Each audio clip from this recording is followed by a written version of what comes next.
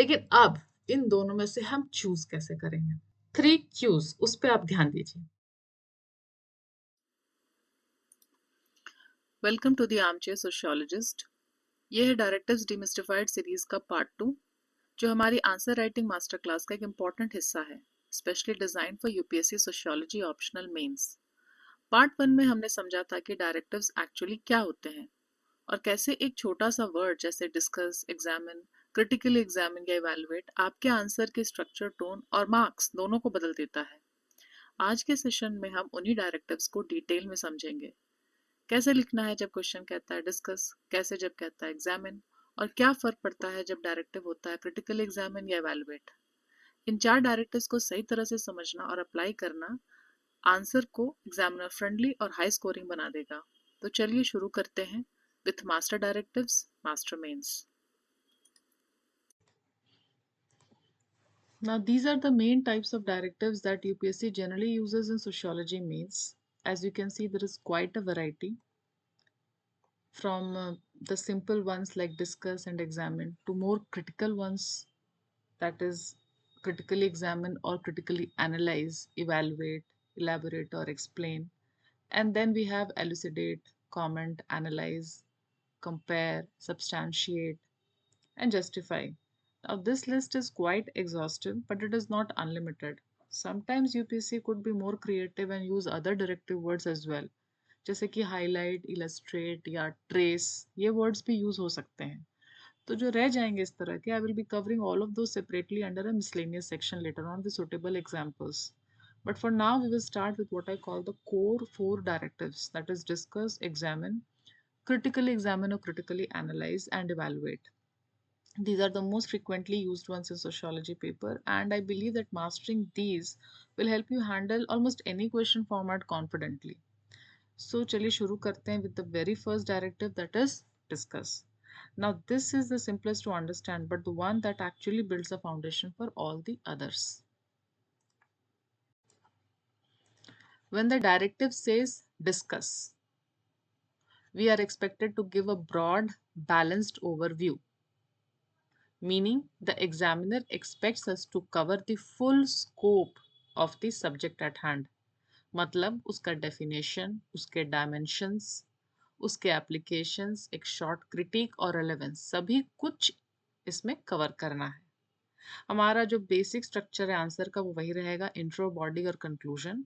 Intro में we will define the concept and we will give the context. We will define the concept and give the context. Body में हम उसके सभी dimensions को cover करेंगे, मतलब उस टॉपिक के, उस सब्जेक्ट के क्या फीचर्स हैं, क्या सिग्निफिकेंस है, उसका एक शॉर्ट क्रिटिक, उसका रेलेवेंस. यहाँ पर we will use the sociologist and examples, briefly इसको क्रिस्प रखेंगे. एंड कंक्लूजन में we will give a balanced closure, मतलब we will neither fully defend it और ना ही उसको पूरी तरह से डिसमिस कर देना है.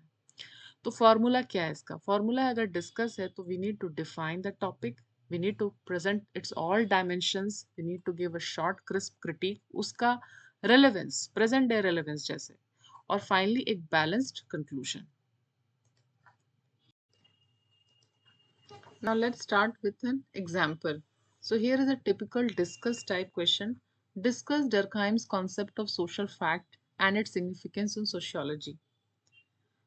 So whenever you see discuss, think broad coverage, not deep argument.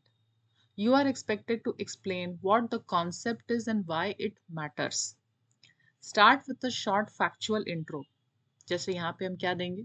In Rules of Sociological Method 1895, Emil Durkheim introduced the concept of social fact to establish sociology as a distinct and scientific discipline. He defined them as ways of acting, thinking, and feeling that exist outside individuals and exert coercive power over them. तो यहाँ पे हमने एक short introduction दिया. He defined that one line sets your context, that is definition and context पर plus purpose, which is exactly how a discuss answer begins. तो आपने यहाँ पर उसका एक definition भी दे दिया, that is concept और context. क्यों ये डरखाइम ऐसा क्यों कर रहे थे? अब हम आते हैं बॉडी पर. बॉडी पे हमारी क्या बात हुई है कि we need to cover the multiple dimensions.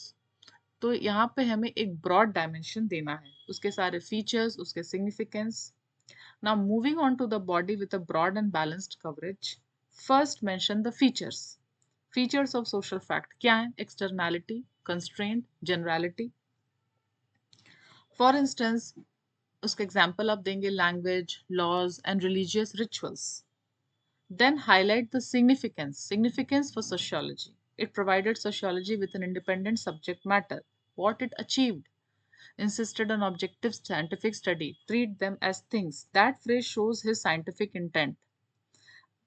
3. He applied the idea empirically in his study 1897, proving that even a personal act has social causes. Notice how the answer is expansive but neutral. This is what discuss demands. तो हमने introduction में उसको define कर दिया, concept बता दिया, उसको context दे दिया. यहाँ हमने बॉडी में उसके फीचर्स बता दिए और सिग्निफिकेंस बता दिए. अब हमें एक शॉर्ट क्रिटिक और कंटेम्प्रेरी रिलेवेंस, ये दो पार्ट भी बताना है. So our discuss answer is never one-sided, so add brief critiques. Durkheim's approach is often called too rigid and deterministic. It ignores individual agency. Now Weber criticized this and said we must understand subjective meanings through first hand. Later symbolic interactionists and ethnomethodologists argued that society is constructed through interaction, not a fixed force outside us. Still, for contemporary relevance, we use the concept. We apply it in large-scale data studies like census, NFHS, to show how laws and norms shape behavior. So this mix of strength and limits keeps the discussion balanced, exactly what the directive expects. अब हमें conclusion पे आना है. Finally, a balanced closure, the hallmark of discuss. Durkheim's concept of social fact remains a cornerstone of sociology, giving it scientific legitimacy and clear subject matter. However, while it explained collective forces effectively, its limitations in capturing subjective meaning show that it must be complemented by interpretive approaches in modern sociology. So neither blind praise nor rejection, just a measured closure. That's how you write a perfect discuss answer in sociology. तो एक mini recap इसका देखिए, आपको क्या याद रखना है. Discuss अगर है तो हमें डिफाइन करना है, उसके सभी डायमेंशंस बताने हैं, एक शॉर्ट क्रिटिक, उसका कंटेम्परेरी रिलेवेंस और balanced conclusion. It is about coverage and composer, not verdict. यहाँ पे हमें कोई जजमेंट नहीं देना है, उसके सभी हिस्सों को कवर कर लेना है. Now we move to the directive examine. Now compared to discuss where we talked about broad coverage, here we will go narrow and we will go deep. We will probe the assumptions. So if the directive says examine, we have to probe, we have to investigate deeply. We have to uncover the assumptions and mention the limitations. Here the examiner wants us to look beneath the surface. We have to explain the idea and then bring out what it assumes and point to its gaps or limits. So in the introduction, we will keep the concept and context. But when we go to the body, after explaining the role and significance of the subject at hand, we have to probe the assumptions behind it. Once we mention the assumptions, we have to give evidence to those assumptions and then highlight the weaknesses and the limits. We conclude with a balanced closure, that is, we mention the contribution of the topic at hand and also mention the limits. So for discuss, we went broad and balanced overview. For examine, we go narrow and deep. We probe the validity of the concept, the hidden assumptions. So in one line, we can understand that for examine, we will give the definition, mention the role and significance of the topic at hand, mention the assumptions to that topic. What are the evidences? What are the evidences we can give to those assumptions? Before giving the conclusion, a balanced conclusion, we will also mention the limitations or the weaknesses of the subject at hand. Now we will go to an example.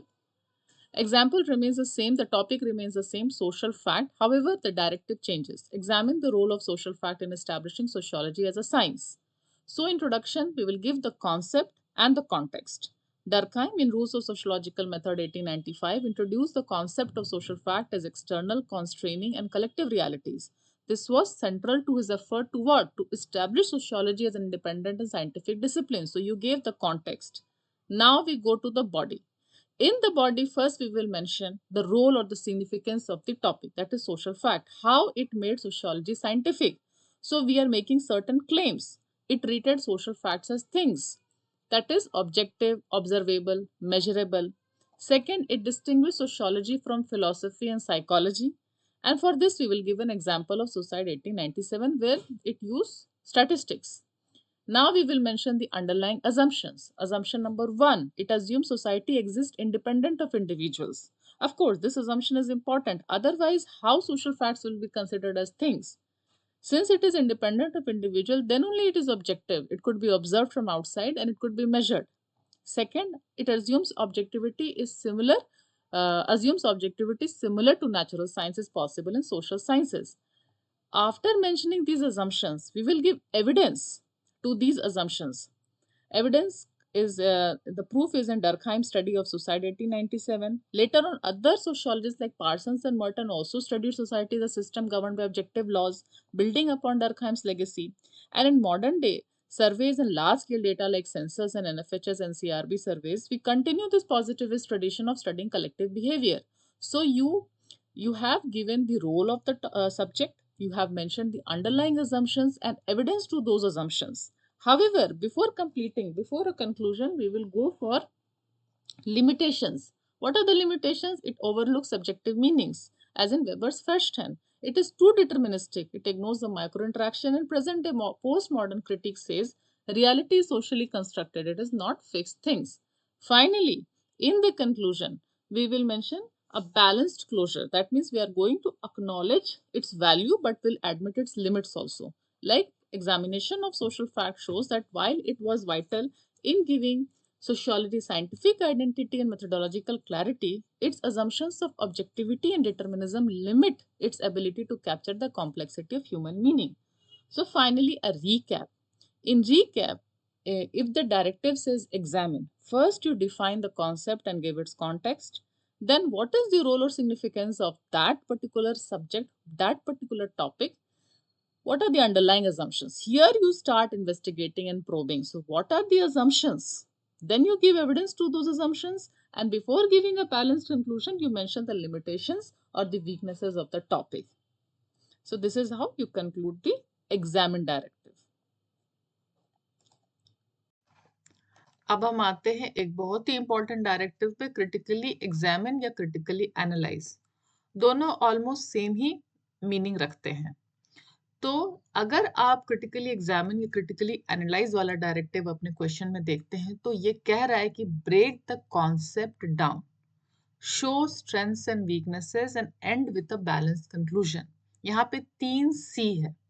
पहला सी है contributions, दूसरा सी है criticism और तीसरा सी है balance conclusion. तो हमारा structure तो वही रहेगा IBC, that is intro body conclusion. Intro में आप डिफाइन करेंगे और कॉन्टेक्स्ट देंगे उस सब्जेक्ट का, जो भी टॉपिक एट हैंड है. जब आप बॉडी में आएंगे ऑफ द आंसर तो आप पहले उसके कॉन्ट्रीब्यूशंस को बताएंगे, द स्ट्रेंथ्स. फिर आप बताएंगे उसके वीकनेसेस यानी कि क्रिटिसिजम्स. और यहाँ पे आप कंक्लूड करते समय बैलेंस्ड क्लोजर ही देंगे.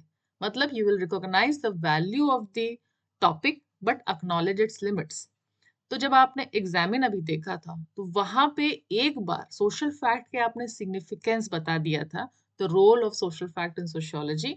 Then you went ahead with the assumptions, क्योंकि वहां पे आपको प्रोब करना था. वहां पे आपको देखना था कि वो जो आप क्लेम कर रहे हैं वो कितना हद तक सही है. So after giving the assumptions you had given evidence to those assumptions, and then before concluding you had given the limits, that is the weaknesses. But critically examine में आपको 3 C याद रखना है.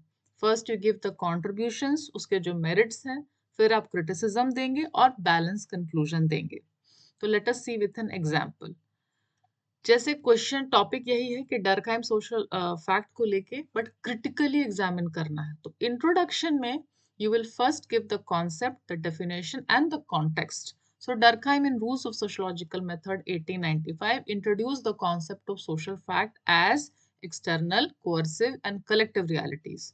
तो यहाँ पे आपने इसको डिफाइन कर दिया. फिर आप देंगे context. This idea aimed to make sociology a distinct and scientific discipline. तो ये हो गया हमारा opening line. It gave a clear definition plus the context to it. Now we move to the next part. यहाँ हमारा जो body है answer का, उसमें हम स्टार्ट करेंगे उसके स्ट्रेंथ कॉन्ट्रीब्यूशन से. So first we will appreciate the things the concept achieved. तो क्या क्या उसने अचीव किया? It establish sociology's independence from other subjects like philosophy and psychology. It introduced objectivity to the subject because we were asked to treat social fact as things. और ये कैसे हुआ? Suicide 1897 के स्टडी से. It showed social causes of individual acts and it gave a foundation for functionalist tradition. अब जैसे ही आपने contribution सारे बता दिए, तो अब आपको क्रिटिकली एग्जामिन करना है. तो क्रिटिकली करने के लिए आपको क्रिटिसिजम्स पे आना होगा. तो क्या क्या क्रिटिसिजम्स हैं सोशल फैक्ट के? बिकॉज ओवरली डिटर्मिनिस्टिक है, because it treats individuals as passive human beings, ignores the subjective meaning. ये वेबर का फर्स्ट वाला कॉन्सेप्ट आप देंगे. एथनोमेथोडोलॉजी और सिंबॉलिक इंटरेक्शनिज्म के पॉइंट ऑफ व्यू से आप बताएंगे कि social order is constructed not just imposed. And कैसे कंस्ट्रक्टेड है? Through interaction. Postmodernists went a step further and they said that social facts are not fixed. In fact, reality is fragmented. It is fluid. It is plural. ये जैसे Durkheim ने imagine किया था कि fix things है, वैसा नहीं है. So here we have a full picture. Solid contributions and valid criticisms. 2C हो गए. अब हम आते हैं कंक्लूजन पे. तो कंक्लूजन याद रखिएगा, यहाँ भी बैलेंस क्लोजर है. आप कोई वर्डिक्ट नहीं दे रहे हैं, आपको स्टिल न्यूट्रल रहना है. मतलब आप उसके फायदे भी बता देंगे, मतलब उसके मेरिट भी, कि it was pioneering in giving sociology scientific rigour and methodological clarity, yet its deterministic and objectivist assumptions limit its scope. तो balance conclusion but no verdict, आप न्यूट्रल रहते हैं. तो अब आप फाइनल एक रिकैप पे जाइए कि क्रिटिकली एग्जामिन में आपको कॉन्ट्रीब्यूशंस, क्रिटिसिज्म, बैलेंस कंक्लूजन, ये 3 चीज याद रखना है. और एग्जामिन में क्या था, क्योंकि थोड़ा सा सिमिलर लगता है एग्जामिन क्रिटिकली एग्जामिन में था क्या था कि आप जब कॉन्सेप्ट को बता देते हैं, उसको डिफाइन कर देते हैं, तो फिर आप उसके अजम्पशंस पे चले जाते हैं, क्योंकि आपने कुछ क्लेम्स किए कि ये चीज वो कर रहा है. फिर आपको उसके अजम्पशन पे जाना है कि क्या अजम्पशंस है उसके अंडरलाइन, और फिर उस अजम्पशंस को आप कुछ एविडेंस से बताएंगे, और कंक्लूड करने से पहले, एक बैलेंस कंक्लूजन करने से पहले आप उसके वीकनेसेस को भी बताएंगे. तो वो होता है एग्जामिन.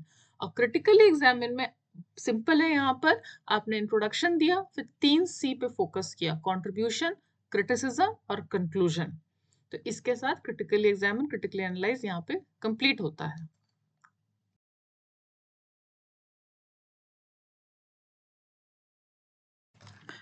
हमारा अब नेक्स्ट डायरेक्टिव है इवैल्यूएट.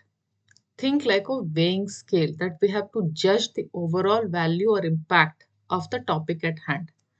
तो क्रिटिकली एग्जामिन जैसा हमने देखा था कि लास्ट में हम बैलेंस कंक्लूजन पे एंड किए थे. अभी तक जितना भी हमने सबने बैलेंस कंक्लूजन पे एंड किया है, बट इवैल्यूएट में we must give a clear verdict. तो अगर आपका डायरेक्ट इवैल्यूएट है, that means it is expecting to जज द ओवरऑल वैल्यू और impact of the topic. That means we have to present the pros and cons and then weigh them to give a final verdict. तो हमारा structure वही है. आप introduction में पहले concept और कॉन्टेक्स्ट देंगे, बॉडी में लेकिन जब आएंगे आप आंसर के, तो आप उसके pros cons and then you will weigh them, both the contributions and the criticism. And when you come to conclusion, which is the most important part यहाँ पर, you will give a clear judgment on the overall significance or value of the topic. तो अगर आप यहाँ पे देखें इसके formula को, so you give the contributions, the pros, you give the criticism, the con, and final verdict, that is the conclusion where you give the final judgment. Difference, examine में आपने टॉपिक को पहले प्रोब किया, investigate किया, उसके रोज बताए, उसके assumptions को आपने समझा, उसके अजम्पशंस के हिसाब से आपने एविडेंस प्रेजेंट किए, फाइनल आपने कंक्लूजन, बैलेंस कंक्लूजन देने से पहले उसके वीकनेसेस भी बताए. इस तरह से एग्जामिन का टॉपिक आपने कवर किया. जब क्रिटिकली एग्जामिन आया तो 3 C's, that is the contributions, the criticisms and a balance conclusion. और जब इवैल्यूएट पर आएंगे तो you will way the strengths and weaknesses, दोनों को आप बताएंगे और फाइनली आप एक जजमेंट देंगे. ये कंक्लूजन जो है एक वर्डिक्ट रहेगा. अब हम देखते हैं एग्जाम्पल. एग्जाम्पल में क्वेश्चन है evaluate the contribution of social fact to sociological theory. तो पहला हमारा इंट्रोडक्शन जो फ्रेम कर रहा है आंसर को, स्टार्टिंग को, उसमें हम डर्कहाइम के कॉन्सेप्ट को बताएंगे, इंट्रोड्यूस करेंगे और उसके कॉन्टेक्स्ट को देंगे. ये आपने पहले भी देखा है. फिर हम आते हैं body of the answer. Body of the answer will start with the contribution, the positives, कि सोशल फैक्ट ने क्या क्या कंट्रीब्यूट किया, क्योंकि क्वेश्चन ये है कि आपको कंट्रीब्यूशन को इवैल्यूएट करना है। तो आप सारे कंट्रीब्यूशंस देंगे और फिर आप उसके लिमिटेशंस देंगे, द नेगेटिव्स, कि भी आपने पहले देखा है कि क्या क्या कॉन्ट्रीब्यूशंस हैं सोशल फैक्ट के और क्या क्या लिमिटेशंस हैं। अब ये जब दोनों चीजें हो जाएंगी तो then we will come to the conclusion, which is very important because it is the directive evaluate is expecting us to weigh the two things, that contributions and the criticisms, and then give a final verdict कि हम किस side में लीन कर रहे हैं। तो अगर आपके आंसर से आपको ऐसा फील हो रहा है कि आपका पॉजिटिविस्ट लीनिंग है कंक्लूजन का, तो आप किस तरह से कंक्लूड करेंगे, और अगर आप इंटरप्रेटिविस्ट लीनिंग हो रहा है तो कैसे कंक्लूड करेंगे, दोनों को आप पहले देखिए। अगर आपको पॉजिटिविस्ट लीनिंग है कंक्लूजन में इस टॉपिक को लेके, तो आप ऐसे बता सकते हैं कि Durkheim's concept of social fact remains one of the most valuable contributions to sociology. Its emphasis on objectivity, measurement and scientific method continues to guide large scale empirical studies. कैसे? जैसे सेंसस, एनएफएचएस डेटा कलेक्शन आज भी positivist tradition पे है। Despite interpretivist critics, its enduring relevance for scientific sociology proves its lasting significance। तो आपने यहाँ पे उसको ऊपर ही रखा। अब जब हम इंटरप्रेटिविस्ट लीनिंग कंक्लूजन को देखते हैं तो वो कैसा दिखता है? While Durkheim social fact provided an early framework for objectivity, it overemphasizes structure and neglects meaning. Later perspective like Weber's Fürsten and symbolic interactionism show that social reality is constructed through interpretation. Thus, the social fact approach is valuable historically but inadequate for understanding modern social meanings। तो यहाँ आपने इसको undermine कर दिया और इंटरप्रेटिविस्ट approach को ज्यादा focus किया। लेकिन अब इन दोनों में से हम चूज कैसे करेंगे, इसके कुछ पॉइंटर्स हैं। 3 क्यूज, उस पे आप ध्यान दीजिए। पहला, the way UPSC frames the question usually hints at which way to lean. दूसरा, decide based on the topic's nature. और तीसरा, follow the weight of evidence in your body. तो ये तीनों चीज क्या क्या है देखिए। पहला, the way UPSC frames the question. अब यहाँ पे क्वेश्चन क्या है? Evaluate the contribution of social fact to sociological theory. So this question has an inherent hint that it wants a conclusion to favor social fact despite its limitations। क्योंकि आपसे पूछा ही जा रहा है evaluate the contribution, तो ये expect कर रहा है कि net positive verdict आप देंगे, मतलब you will acknowledge the limits of the topic at hand but you will credit the contribution, क्योंकि आपसे उसी के बारे में पूछा जा रहा है। दूसरा, decide based on the topic's nature. जो टॉपिक है सोशल फैक्ट है, पॉजिटिविस्ट टॉपिक है, फाउंडेशनल टॉपिक है, तो it is expecting a measured but a positive leaning towards the conclusion. And last, आप वेट ऑफ एविडेंस, आप जब एविडेंस दे रहे हैं, जैसे यहाँ पर आपने कॉन्ट्रीब्यूशंस दिए और फिर उसके लिमिटेशंस बताए, तो किसका पलड़ा भारी है, इस पर आप फोकस देंगे, फोकस करेंगे कंट्रीब्यूशन ज्यादा है कि लिमिटेशन ज्यादा है। तो what is the weight of evidence in the body of your answer? If it is favoring the positivist leaning, since it talks about contributions, your answer favor the strengthening part. So hence the positivist leaning conclusion is ideal in this question. तो ऐसे आप इन तीनों test के through अपने answer को, अपने conclusion को जब लेकर जाएंगे तो आपको समझ में आ जाएगा। बट बॉटम लाइन बहुत important, don't sit on the fence. अगर इवैल्यूएट आपका डायरेक्टिव है, you have to state a clear judgement backed by your own evidence. आपको एक जजमेंट देना है और यहाँ पे एग्जामिनर इस पे जरूर फोकस करेंगे, क्योंकि ये आपसे अभी यहाँ एक्सपेक्ट कर रहे हैं कि आप फाइनल एक जजमेंट पर आएंगे। तो अगर हम रिकैप देखें इवैल्यूएट का, तो इवैल्यूएट क्या है? इवैल्यूएट में आपको pros cons you weigh both and then you give a final verdict, किसका पलड़ा भारी है। You appreciate the contribution, you mark the limitations of the topic at hand and then you final decide. तो इसके साथ evaluate भी खत्म हो जाता है। हमारा अब नेक्स्ट डायरेक्टिव है evaluate. Think like a weighing scale that we have to judge the overall value or impact of the topic at hand। तो क्रिटिकली एग्जामिन, जैसा हमने देखा था कि लास्ट में हम बैलेंस कंक्लूजन पे एंड किया था, अभी तक जितना भी हमने सबने बैलेंस कंक्लूजन पे एंड किया है, बट इवैल्यूएट में we must give a clear verdict. तो अगर आपका डायरेक्ट इवैल्यूएट है, that means it is expecting to जज द ओवरऑल वैल्यू और impact of the topic. That means we have to present the pros and cons and then weigh them to give a final verdict.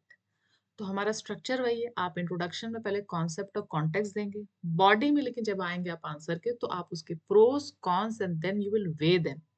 both the contributions and the criticism. And when you come to conclusion, which is the most important part यहाँ पर, you will give a clear judgment on the overall significance or value of the topic.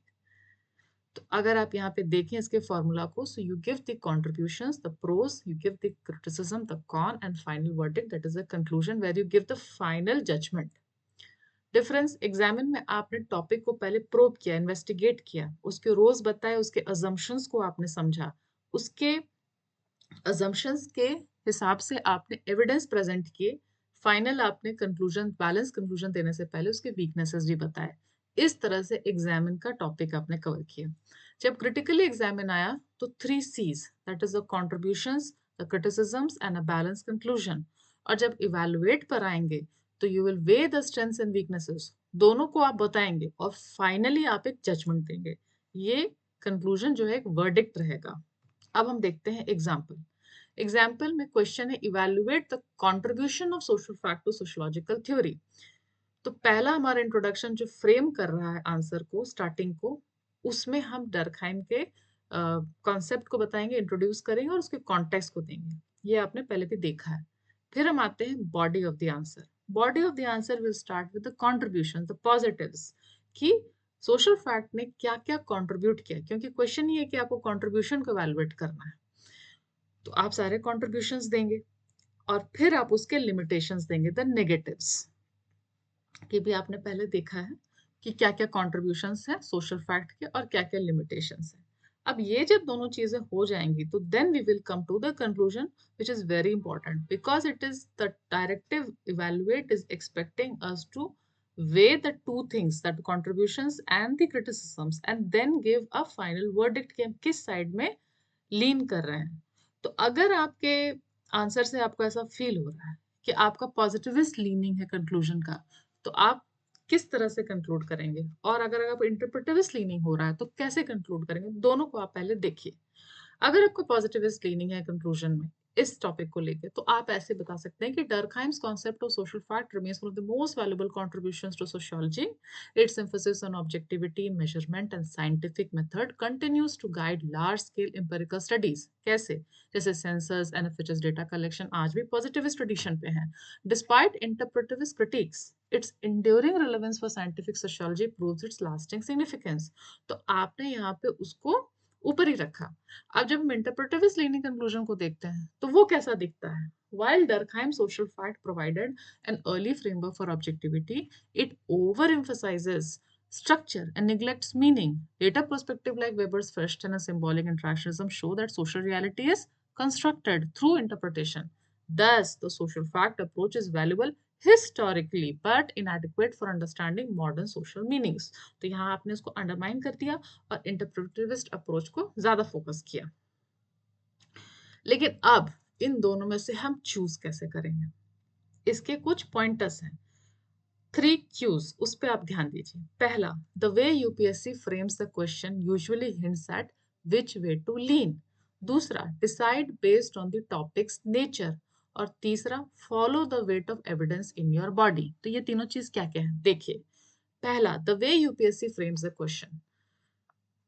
अब यहाँ पे question क्या है, evaluate the contribution of social fact to sociological theory. So this question has an inherent hint that it wants the conclusion to favor social fact despite its limitations. क्योंकि आपसे पूछा ही जा रहा है evaluate the contribution, तो ये expect कर रहा है कि net positive verdict आप देंगे. मतलब you will acknowledge the limits of the topic at hand but you will credit the contribution, क्योंकि आपसे उसी के बारे में पूछा जा रहा है.